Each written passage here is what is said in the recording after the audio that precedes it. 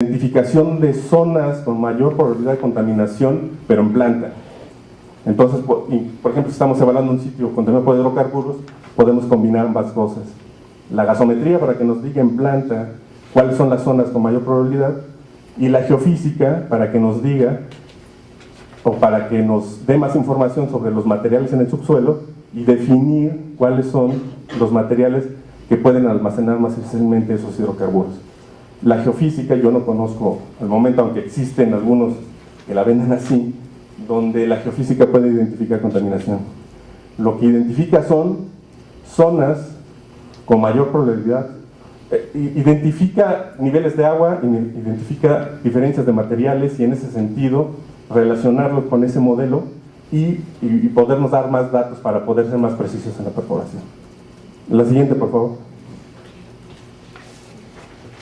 En relación con los analitos, es con la misma información del previo e histórica que ya identificamos, recopilamos, más las fuentes potenciales de contaminación que también en el sitio ya verificamos, pudiéramos aquí haber identificado un listado X de posibles contaminantes y al ir al sitio se aumenta ese listado, o bien se puede disminuir.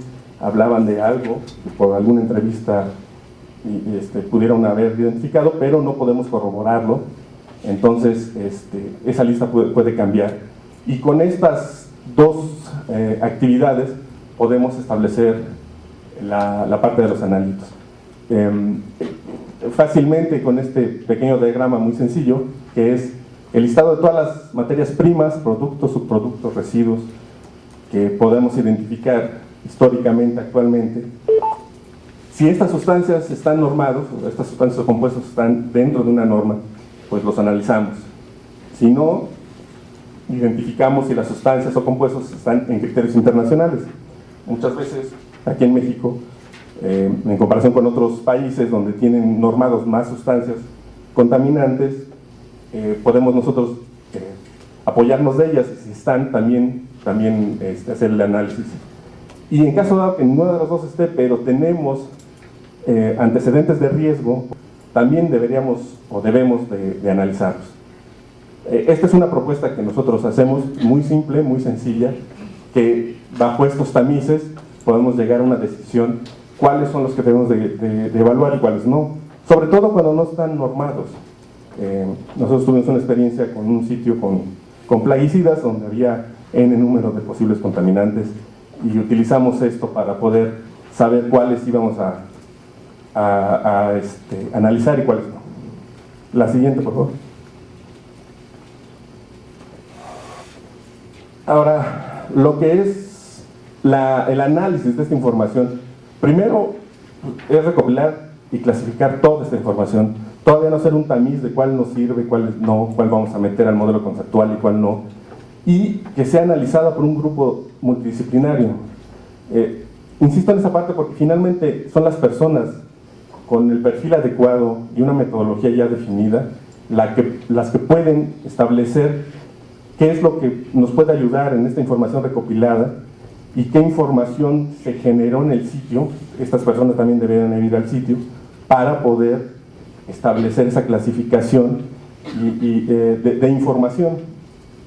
En el caso de los datos por entrevistas, es recomendable cruzarlo con otras fuentes de información para que se vuelva un dato duro y no solamente un dicho de una persona.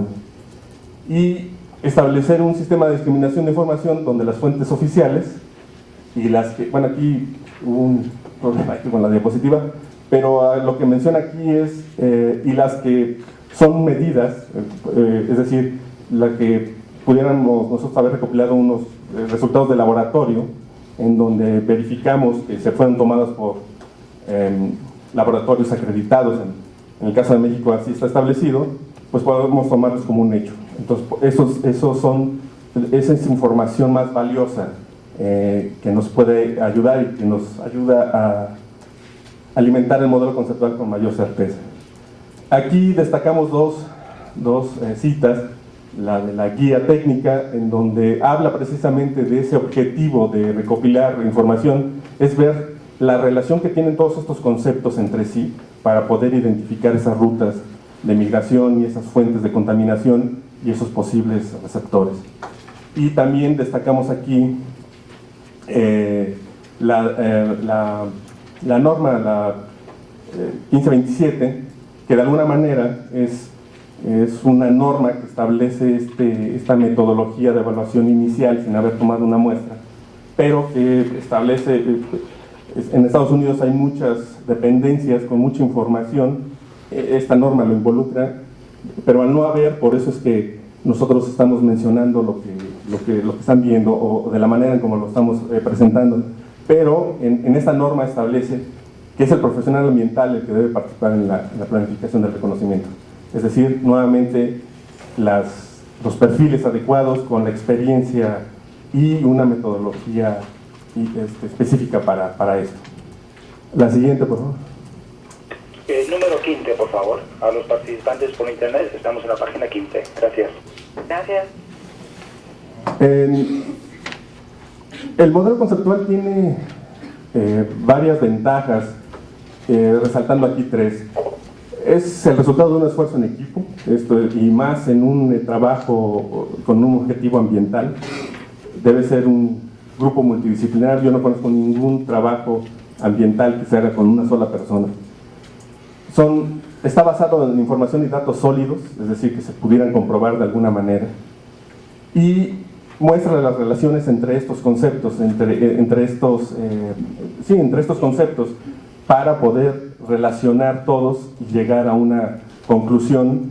En la diapositiva anterior mencionábamos que un objetivo es ver la relación que existe entre la fuente de contaminación o la contaminación misma con los posibles receptores, que es lo que más nos interesa, para saber si actuamos rápidamente, si no, si tenemos tiempo, en fin. Bueno, nuevamente aquí destacamos una cita de la guía, porque precisamente es eso. Un modelo conceptual es una descripción esquemática, escrita, que nos da la idea, bueno, que nos identifica claramente la fuente y los receptores vulnerables a que puedan tener relación con esa contaminación. La siguiente. Ahora, la forma de cómo reportarla pues son de diferentes maneras, considerando que nuestra propuesta es, o lo que estamos mencionando aquí, es que sea un modelo conceptual. Puede ser muy gráfico y puede ser esquemático, como en este, donde identificamos de alguna manera profundidades, diferencias de materiales, la ubicación de los diferentes asentamientos humanos, la relación que pudiera haber con ríos o arroyos, la ubicación de fuentes de contaminación, etc. Y en el caso de información histórica, una línea de tiempo pudiera ser claramente organizada para poderlo presentar. La siguiente, por favor.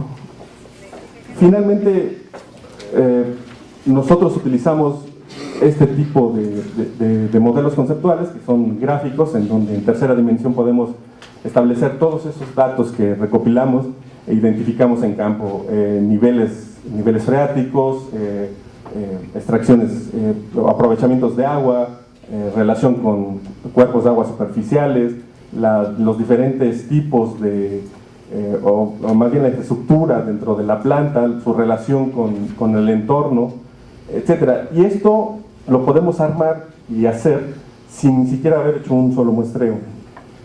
Nuevamente destaca la importancia de que el profesional que va a desarrollar estas actividades sea el que tiene conocimiento de la información y puede desarrollar estos conceptos. La siguiente, por favor. Y aquí hay una propuesta de un contenido de un informe que podemos dividirlo en estos 7 u 8 apartados.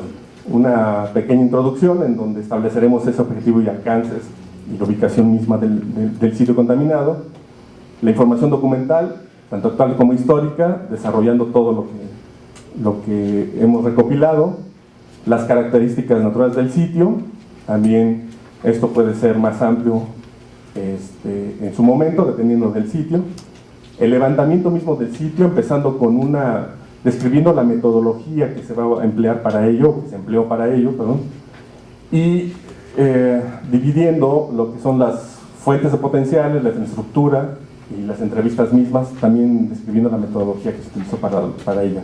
Y finalmente, como resultado de esto, pues el modelo conceptual inicial, unas referencias, los responsables del informe y los anexos donde se meterán todos los planos, memoria fotográfica, documentos de investigación que se utilizaron y las mismas entrevistas que pueden ser parte del documento.